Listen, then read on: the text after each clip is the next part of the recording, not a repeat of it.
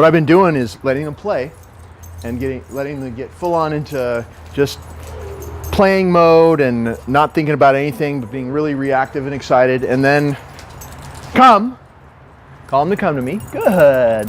They both come to me.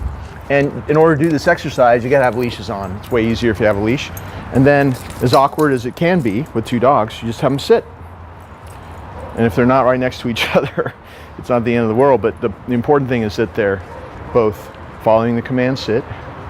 And I'll just do like a sit for like 30 seconds, like a sit stay, walk around them, give them a reward, good, and then pat their chest and say, go. And they're free again, let them play again. We'll do this a few times. They're just kind of walking around, hanging out together, not paying attention to me. Come! Well, good, very good, yeah. And Charming has an issue with his collar being grabbed. So with Charming, you want to use a leash as much as possible. So you say sit.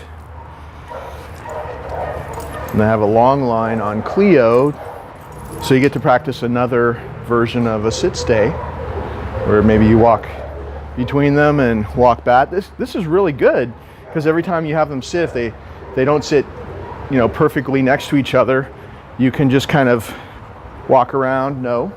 If either one of them gets up, you just say no, put them back until you're done. I'm going to do that again. Just make sure that you end on a success. It's a great way to keep them calm when they play. And then, good. And then, go, you're free. More playing, more free time. So it's a great way to train, because you can go back and forth, let them get excited, call them out of excitement mode, have them do something for 30 seconds. It reasserts the fact that you're in charge, obviously, without any yelling. There's no squirt bottles, there's no rough stuff, no corrections. It's just calling them back into work mode, reasserting the fact to them that somebody else is in charge and there are rules here.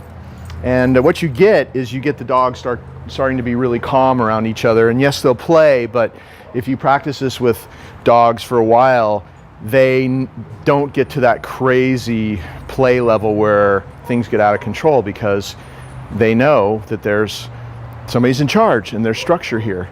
And so they never get out of control when they play. That's why we practice this way. So they've been hanging out again for a while together. Come! Call them back to me. Good girl, good boy, and good girl. Good. And this time we'll do a little downstay. So I want to face the camera. Come here, come on, sweetie, this way.